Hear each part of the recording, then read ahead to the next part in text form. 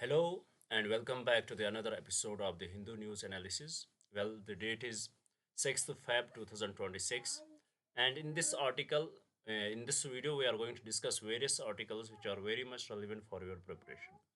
But first, before we will start our discussion, I would like to say sorry to you guys because I could not, keep on my promise because I have some personal issues. So I'm really sorry for that. And let's start now without any delay. Let's start our discussion. With respect to every article here, I would like to discuss few things with you guys so that you will be much prepared for it. First of all, what we are going to do, we'll discuss the context of the article, why this article is here, what is the news, why we are discussing it. Then we look into the key points which could be very much important for your mains preparation as well as your prelims preparation. So, what are the key points, how they can be relevant for your exams, especially with respect to mains, in which paper they can be asked. And lastly, we will discuss the possible prelims question which can be framed from this article. So this is the tune which I want to set here. With respect to this, we are going to discuss these articles. As here, you can see first article, it is related to the unfortunate news coming from the Meghalaya, where unfortunately 18 people were killed. Why? The reason for that is, if we will generalize it, it is the rat hole mining. If you can remember me, if you can remember our classes, or if you are watching some other videos, or if you are continuously going through the current affairs, you would have heard about the rat hole mining, what is the issue with respect to that, and why it is so fatal. Especially in Meghalaya, where the coal is in abundance, but unfortunately the ways by which we can extract the coal are very much minimal. We cannot use the industrial processes to extract that coal, because that would not be commercially viable for the people there. So what they do, they go for the alternative, and the best alternative which is economically favorable for them, that is the rat hole mining, where what they do, they dig a small tunnel, and through which a person will get in, and he will try to extract the required mineral, or we can say here, he can extract the coal. But unfortunately, the issue with that is there is a huge lack of ventilation. There is no ventilation. There is no emergency exits. And if unfortunately it is the monsoon season, and there would be uneven floods in those areas. So what does it cause? It leads to the huge disasters, as we can see here what had happened in the Meghalaya. And here, with respect to this article is the best example article for your preparation, how from a single article you can get the questions with respect to your environment, how it degrades the environment, how it impacts the environment, what are the various ways it is going to damage the environment, and also with respect to what is the role of ethics in it. How people who are vulnerable are forced to do this job, not forced by force. I don't mean that they are they are forced by some authority, but the income inequality which we have in our nation, that income inequality that forces them to adopt to go for these jobs and risk their lives. And there are various aspects also discussed in this article which we'll see ahead when we move forward. Now let's try to recap what we had understood through the context of this article. Here, the first thing that I noted for you guys is the contextual background. Why is this happening? Meghalaya, which possesses significant coal reserves, as we discussed, particularly in the Jenta and Garo hills. However, the coal seams here are very thin, which we had discussed, less than 2 meters. So large scale open cast mining is not commercially viable for big companies. So local communities and coal mafias resorted to rat hole mining, which we already had discussed. And with respect to rat hole mining, there was the verdict given by the National Green Tribunal in 2014, and it totally banned the rat hole mining because of the environmental degradation issues and also the lack of safety with respect to it. So here it is also mentioned, as you can see, the legal conflict in 2014. The National Green Tribunal banned this practice due to its high mortality rate and environmental degradation. Acid drainage is what it leads to, and eventually it impacts the river system in our environment. And also the Supreme Court in 2019 allowed scientific mining on private and community land, provided it follows the Mines and Minerals Department and Regulations Act 1957. The tragedy described shows that despite these bans, illegal and unscientific mining continues. Still it continues. There is no such practical ban on it. What is the major cause for that? There is nexus between the people who are the industrialists, the people who own these companies, and the political class, which allows them, they don't catch them red-handed, and once the disaster happens, then only they will come and do the actions. There is no so moto action from these authorities. That is one of the reason why these things still happen in our in our nation, and especially in this region. Now, moving forward, let's have a look at some key points. Let's try to understand them. The nature of rat hole mining, it involves digging very narrow tunnels, which we discussed, into a hillside. Miners often migrant crawl into these holes to extract coal with the pickaxes, which I already discussed. The most people who are vulnerable to it are those people who have low economic background, and especially the people who migrate from one state to another, the internal migration, which is very common in our nation. Those people, they get more attracted to such jobs because they give them the handsome money for the day, and it attracts them. They forget the risk behind it. Then also it further discusses the risk. There are no safety pillars, no ventilation, and no emergency exits. In the monsoon, these mines flood instantly. In this specific case, the use of unregulated explosive like dynamite led to a structural collapse explosion.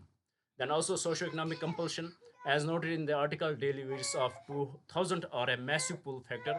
For many impoverished workers from Assam and Nepal, the high risk is weighed against the high reward compared to agricultural labor. Then also it highlights, this article also highlights the governance failure, even though we have the ban on it, but still it is happening. The article mentions a blanket ban, and a Justice BP Katake committee, the persistence of these mines suggests a nexus between mine owners and local influential figures and law enforcement, leading to so moto actions only after a tragedy occurs, that we had discussed so far. Now let's move forward. Here, what are the key points? How this article can be relevant for your various papers with respect to your prelims, with respect to your mains examination. It can be relevant with respect to governance and polity, why regulatory gap, failure of the state machinery to implement National Green Tribunal and Supreme Court orders. As we know that Meghalaya, it comes under the sixth schedule, and what is the impact of that. Then also the sixth schedule context in Meghalaya, land is mostly owned by the communities, individuals, not the state. This makes regulations difficult as owners claim customary rights over minerals. Then also we saw the judicial activism from the National Green Tribunal is how they came in, and they in a way imposed the ban on it. There was the as we can see, the role of the NGT in protecting the right to life versus the livelihood of the locals, how it in a way banned this process. Then similar article, same article, it can be relevant for your environment and economy. Here, environmental impact, acid mine drainage, turns rivers acidic, killing aquatic life and turning water orange or blue, which is not feasible for drinking. Then also internal security, illegal mining often funds local insurgent groups or illicit political activities in border states, that we had discussed. Then also the disaster management, the role of NDRF and SDRF in specialized rescue operations is difficult in difficult terrains, how it becomes very hard for them to rescue them. Then also it raised the questions related to ethics, how profit versus human life, the ethical dilemma of allowing hazardous labor for economic survival, how it is allowed for these people to do this hazardous labor, to go for this hazardous labor, even though there is much on the stake. Then also it talks about the accountability, the moral responsibility of the state in failing to provide alternative livelihoods to miners, how the state has failed to provide them the alternative, you know livelihood. So with respect to this, I hope you had understood the article. Everything what was in this article we had discussed. There is nothing left, I guess. Now let's see what kind of question we can expect in the prelims from this article. Here the question says, with reference to rat hole mining in India, consider the following statements. Let's try to implement the knowledge which we got from this article and try to solve this question. First, it says it is a method of mining where narrow tunnels are dug into the ground, especially that is exactly true. primarily used in the Himalayan states to extract gold. Now, we are not discussing about extraction of gold. So, first statement becomes incorrect because it is about the extraction of coal. Then the second statement here, it says the National Green Tribunal banned this practice in 2014 primarily due to environmental concerns and lack of safety. 100% true. We discussed that. Then the third statement, in Meghalaya, the state government holds the absolute ownership. No, it is not the state government; it is the private owners. So, especially the third statement is also incorrect. So, with respect to this question, what would be the correct answer? The correct answer would be option B. The two only, the second statement only is the correct answer to this question. Now, with this, let's move to the another article and let's try to understand what we had brought there for you guys. Well, this article, it gives an immense view of how we perceive, infertility in our country. Especially, what are the issues which caused them. It talks about the impact of mental stress, and it is a beautifully written article here. If you want to get your minds, if you want to read this article, irrespective of preparing for UPSC, it is going to open very it is going to be very much beautiful for you and it is going to open your mind.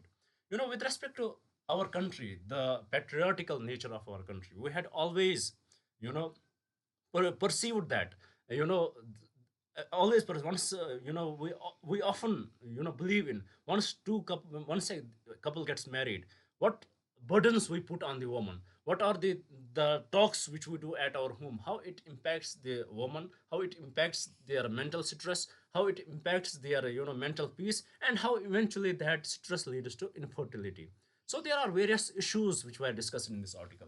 The one which I want to highlight you here is, once in our country, especially in villages, once we get married, the first thing when the relatives come to visit the bride, what they will say to her, when we are going to expect the child. So what does it lead to? If we will try to understand it, it is a very common thing in our villages, especially in our country, I would say, and it is most ignored thing. But this statement itself, it is very, it is only 3 to 4 words statement, but it has a huge mental stress. It has a huge impact on the mental stress, mental peace of the woman. This statement, it makes woman very much uncomfortable.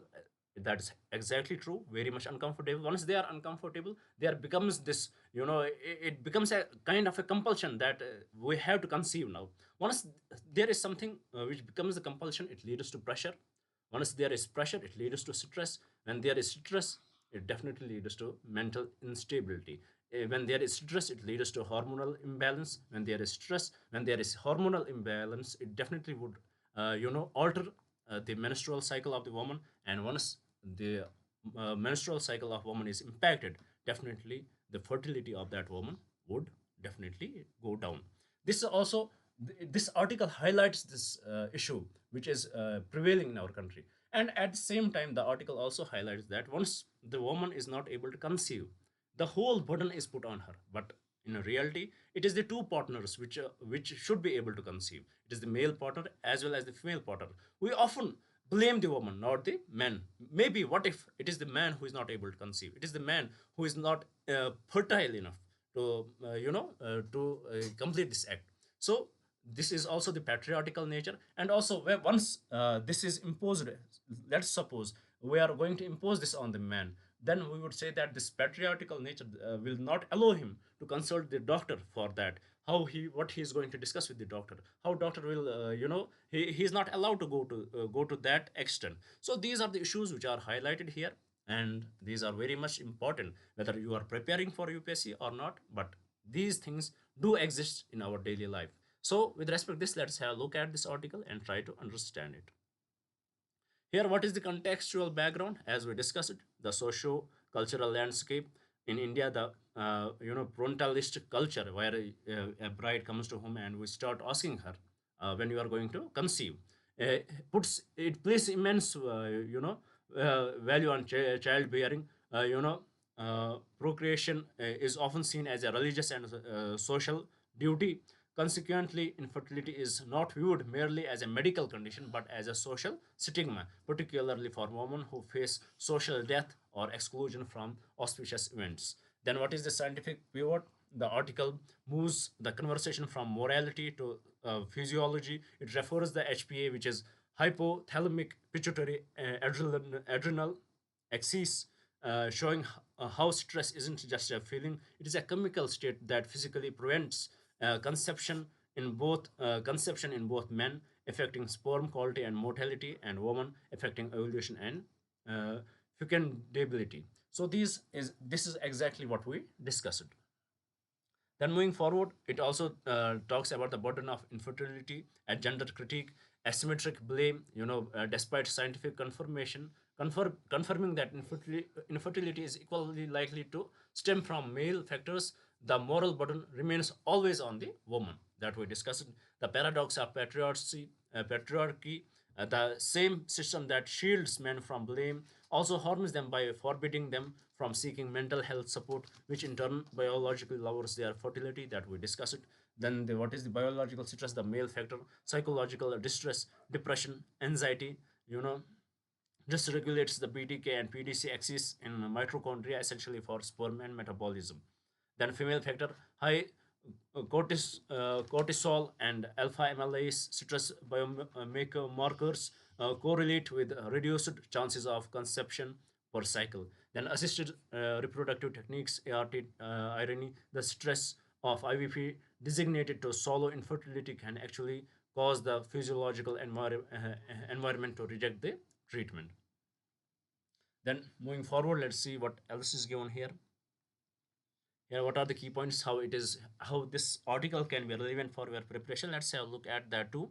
GS paper 1, Indian society and social issues, patriarchy and woman's identity, the social construction of womanhood is equal to manhood. That is one of the issue. Then social exclusion, stigma as tool for marginalizing women in the traditional ceremonies. Then changing family norms, the need to recognize child-free choices or medical relatives, realities versus valid variation of the Indian family. Then how it is related to US paper 2, governance and social justice, mental health care act 2017, integration of mental health into reproductive health care. Then public health policy, moving beyond maternal and child health to a more holistic reproductive health approach that includes men. Then how it is related to GS paper 3, science and technology, development in ART, understanding the limitations of IVF and the role of biological markers.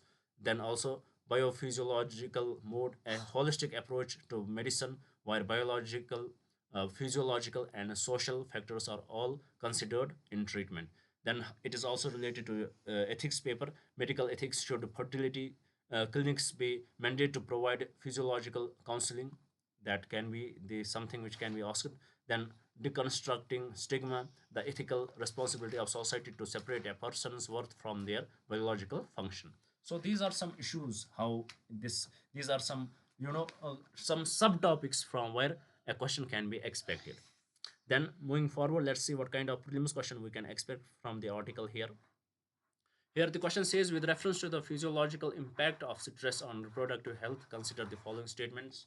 First statement, chronic stress can activate the hypothalamic pituitary adrenal axis, which can destabilize the hormonal balance necessary for spermatogenesis. That is exactly what we discussed.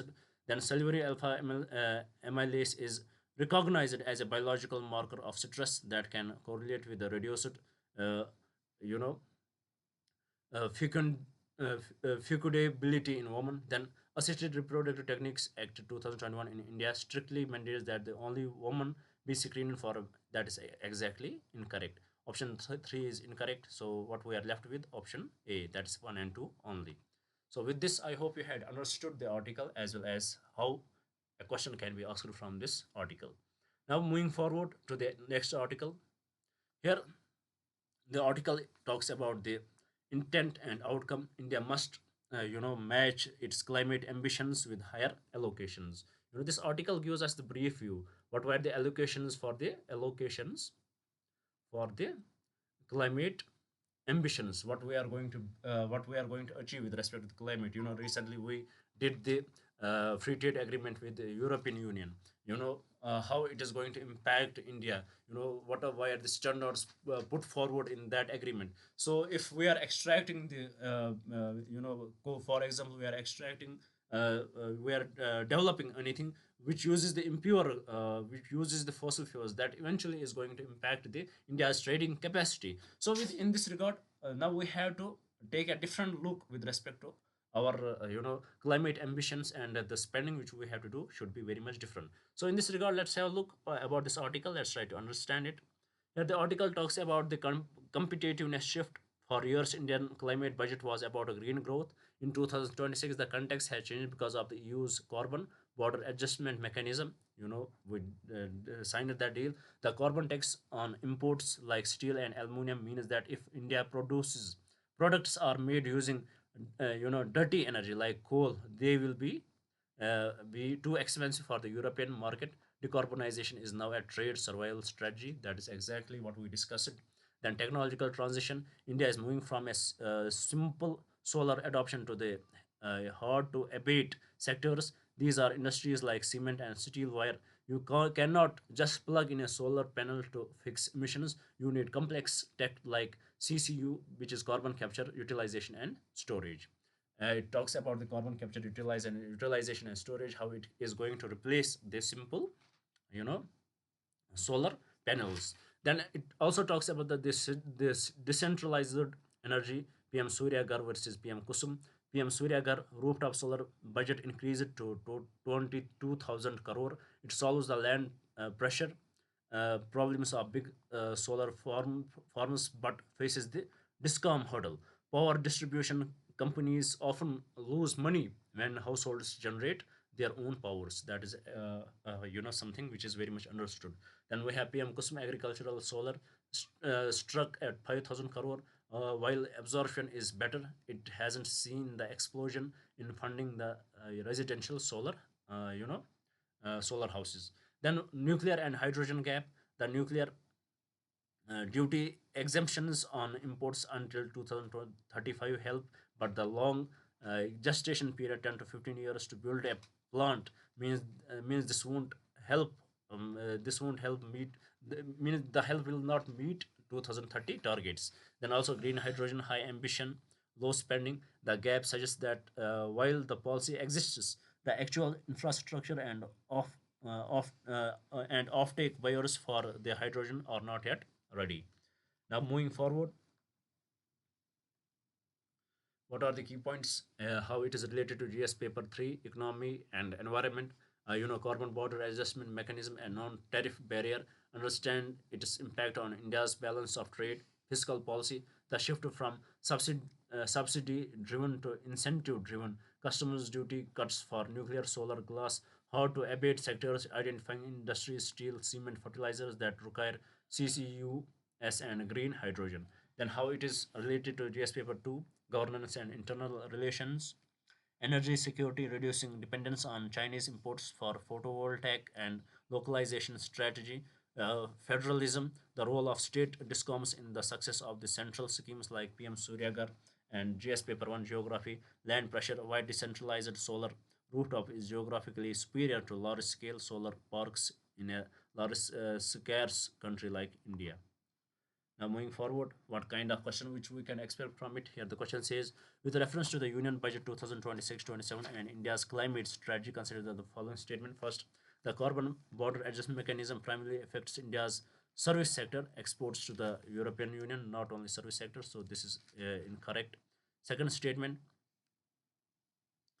the PM Suryagar Mufti Bijli Yojana is a decentralized energy scheme aimed at reducing transmission losses and land pressure. Then let's have a look at the third statement. CCUS, carbon capture, utilization, and storage technology is considered essential for hard to abate sectors like cement and steel. Third is correct. Fourth, the government has removed basic customs duty on nuclear plant equipments and imports to encourage private participation in the sector. That's incorrect. So, with respect to this question, the correct statement is statement 2 and statement 3 only. And from the code given below, the correct code would be option C. Here, sometimes you may not be confident about the question, which statement is correct, but you can use the elimination technique, which I used with respect to this question. By looking at the options, I was easily able to eliminate the wrong ones, and then only I was able to come to the final conclusion. So this technique is very much useful for the UPSC aspirants. Now let's move to the another article here. Let's have a look at it. Let's see what it is about. The first we'll see what are the contributions from the government with respect to PM Suryagar in 2024-25 financial year. It was 6,250 crore. In 25-26, 17,000. In 26-27, 22,000. Then PM Kusum 1496, 5,000 and 5,000. Green hydrogen 600, 300, 600. Carbon capture 20,000 for this year's budget. Nuclear energy 36,000, 36,000, 24,000. So please, this chart, it can be very much important for your prelims preparation. Now with this, let's move to the another article. Well, here the question is, should the governor's address be scrapped? Here with respect to various states, especially the states where we have the different political parties, in power. When we compare it with the center. For example, in Kerala, Tamil Nadu, and and Andhra Pradesh, where we have different political parties in power. What they do, there is something called governor's address, and it is mandatory by the constitution that after the new session, the governor has to address the, address the both houses of the parliament or both houses of the state legislature. But we know that the governor is bound by the aid and advice of the cabinet of ministers. So what happened in these states? Sometimes the governor missed few sentences and he did not deliver everything what was given to him. Sometimes what he does, he totally skips it. So there has always been the issue with respect to that. And now there is a discussion: should it be there or should it be removed from? Should it be scrapped totally? Because the governor, who should have been the connecting link between the center and the state, is now bifurcating them. They are what we are seeing. We are seeing the kind of a dual government here. So with respect to this, let's have a look at the article and see exactly what articles are involved and which we need to know. Here the question says, what is the contextual background, the constitutional mandate under Article 176. Please do know that the governor must address the legislative assembly at the commencement of the first session after each general elections and the first session of every year. So please remember that. It is very much important for you guys. A prelims question can be asked from this statement itself. Article 176, it is the first session after every general election and the first session of every year. This is modeled on the speech from the throne, which was in practice in the British Parliament. Then the current conflict in several opposition ruled states, especially Karnataka, Tamil Nadu, and Kerala, governors have walked out or skipped portions of the speech. The conflict arises because the governor is appointed by the union government center but is expected to act on the aid and advice of the state cabinet. When the state cabinet includes criticism of the center in the speech, the governor often refuses to read it, leading to a constitutional stalemate. So that is exactly why there is this issue. Now, let's see what else was given in the article. Here, the article talks about the governor's discretion versus duty, executive function. The speech is not the governor's personal view. It is not. It is a statement of the government's policy. It is the government, what government wants him to say, what would be their policy. That is exactly narrated by the governor. As per the Nabam Rabia case, 2016 Rabia case, the governor has no personal discretion in this matter. He can't skip it and must act strictly on the advice of the Council of Ministers. Then, what is the accountability gap? Unlike the president, who can be impeached, the governor holds office at the pleasure of the president, Article 156. This makes the governor institutionally beholden to the union government rather than the state legislation. So, if we need to reconcile it, if we want to correct it, we need to bring in some amendments where the governor should not be responsible to the union government, but he should be responsible to the state government, by which we can solve this issue. Then the colonial remnant debate, the arguments for scrapping this, PDT Acharya argues it isn't sacrosanct. Other sessions start without it, and Article 175 already provides a way for governor to send messages. It has become a tool for partition politics. So some believe that it has become the tool for partition practice, and we should scrap it. What are the arguments for retaining? Alok Prasanna Kumar suggests it maintains the Westminster model, continuity and recognize the governor as an integral part of the legislature. Article 168. The problem is the conduct, not the convention. So the another person he highlights that it is not the conduct, it is not the convention which is the problem. It is the conduct how they are assuming this. Then what is the potential recourse and reforms? Presidential intervention under Article 160. The president can make provisions for the discharge of the governor's functions in the contingencies. Appointment reforms. Experts suggest that instead of scrapping the address, the method of appointment and removing governors should be reformed to ensure their allegiance is to the constitution, not a political party. So this is what they highlight here. Now, with respect to this, let's move forward and see how this question can be asked for the in your exam. With respect to GS paper 2, Indian polity and governance, article 176, special address by the governor mandatory. Article 163, governor to act on aid and advice of the council of ministers except in matters of discretion. What are the matters of discretion? We had already discussed Indian polity classes on my YouTube. If you want to check, you can go to the playlist. There is full 30 lectures of that, and we had discussed governance too, so you are most welcome. Then Article 168, the legislature of a state consists of the governor and the house, that we know. Constitutional Convention, the significance of the governor's address in parliamentary democracy. Central state relations, the role of governor as a bridge or a bottleneck in federalism. A question about it can be asked. Sarkaria and Punchi commissions, both commissions recommend that the governor should be detached figure and not a burning politician from the ruling party at the center. So this is what it should be. Then it can be relevant for the GS paper 4, ethics, constitutional morality, the ethical duty of a constitutional head to uphold the law over personal or political bias. That is absolutely what is needed here. Then the institutional integrity, how partisan conduct erodes public trust in constitutional offices. Now, moving forward, let's see what kind of question we can expect from the article. Here, the question says, with reference to the governor's address to the state legislature in India, consider the following statements. First statement, under Article 176, the governor is constitutionally mandated to address the House at the commencement of every session of the state legislature. It is not the every session; it is the first session. So first statement is incorrect. Here we can eliminate option A and option C. Now, if you will look at these options, the only option which we need to look in is the option 3. Then only we can come to the conclusion.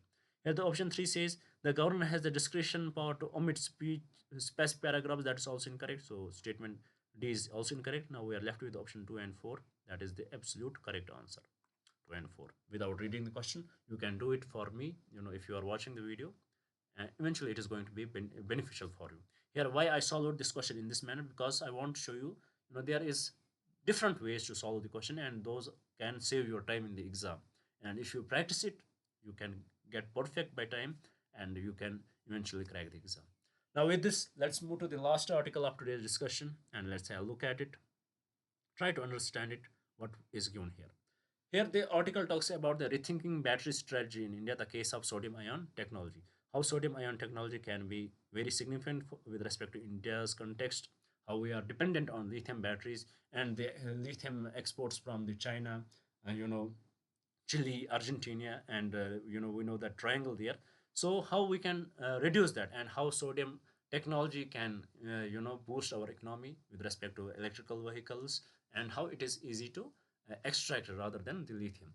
So with respect to this, let's have a look at the article here. What is the contextual background? The lithium paradox. While lithium-ion batteries have driven the EV revolution, their supply chain is geopolitically minefield. The lithium triangle, Argentina, Bolivia, and Chile, and Chinese refining dominance creates a single point of failure for India's energy security. Then the economic imperative. As of 2026, India's ACCPLI Advanced Chemistry Cell Production Linked Incentive Scheme is in critical phase, with global trade measures like the EU's Carbon Border Adjustment Mechanism coming into play. India cannot rely on imported carbon intensive battery components if it wants to export like EVs to stay competitive. Definitely, we need to produce our own. Then, detailed analysis why sodium ion is the next big thing. Resources abundance. Sodium is 100 times, 1000 times more abundant than lithium and can be extracted from common salt, sodium ash, or even seawater. That is the abundance of the sodium. Cost efficiency is, sodium ion batteries are aluminum current collectors for both electrodes, whereas lithium ion require copper, which is 3 to 4 times more expensive for the anode. So that is also one of the good thing about it. Safety and legislation. Lithium ion batteries are dangerous goods that must be shipped at 30% charge to prevent fires. Sodium ion batteries can be discharged to 0 volts safety, making them cheaper to transport and store. That is very efficient too. The energy density myth. The article clarifies that while sodium is heavier than the lithium, the gap is closing. Layered oxides of sodium ion batteries are now revealing lithium iron phosphate batteries in specific energy, while they may not yet power high performance long range EVs, which use NMC chemistry. They are perfect for grid storage, two and three wheelers, and stationary household appliances. Manufacturing synergy. A vital point for the industry is that the existing lithium ion production lines can be converted to sodium ion with minimal change, mostly deeper vacuum drying for moisture control. This manufacturing readiness allows Indian companies to pivot quickly without losing massive capital investment. Now, moving forward, but how it is related to yes paper 3 scientific and technology economy. ACCPLA scheme understand its role in incentivizing 50 gigawatts of domestic gigafactories. Critical minerals. India's dependence on lithium triangle and China for refining. HPA axis of energy, how supply chain violates impacts India's net 0 to 70 target. Energy density difference between gravimetric and volumetric density. GS paper 2 governance and international relations. Energy security, diversifying from lithium ion to sodium ion to mitigate geopolitical risks. Standards and regulations. The need for BIS, Bureau of Indian Standards, to fast track safety codes for neon and sodium ion. And also GS paper 1 geography, mineral distribution geographically, concentration of lithium versus the ubiquitous nature of sodium. Now, with respect to this, what kind of question we can expect from the exam? Here the question says, with reference to the sodium ion batteries as an alternative to lithium ion batteries, consider the following statements. First statement, sodium ion batteries are use aluminum as current collector for both the anode and cathode, while lithium ion batteries which require copper for the anode. Let's keep it here. Let's have a look at what we discussed. What does the lithium ion batteries need and what does the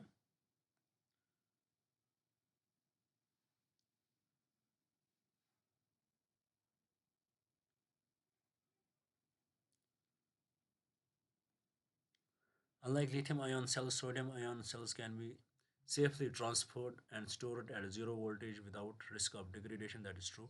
Sodium ion batteries currently possess a higher gravimetric energy density than the lithium, nickel, manganese, cobalt batteries, making them ideal for long range electric vehicles. That is true. The production of sodium ion batteries is entirely incompatible with the existing. We're requiring completely new gigafactories. That is incorrect. So, with respect to this question, the correct statement is statement one, statement statement two, and statement three. With respect to statement one, we have to relook it.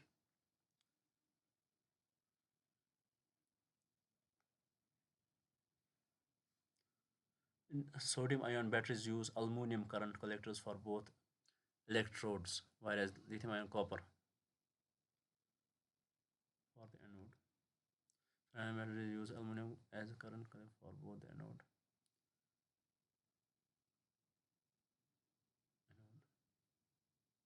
That is true. First statement is true. Unlike lithium ion, sodium ion can be safely transported and stored. That is also true. Third statement, gravimetric. That is incorrect. So, with respect to this question, the correct statement is statement one and statement two only. With this, we had completed our today's discussion. I hope you would have liked the video. I hope you would share it with your friends. And I definitely hope you would subscribe the channel. Thank you for staying with me. Thank you very much and have a nice day.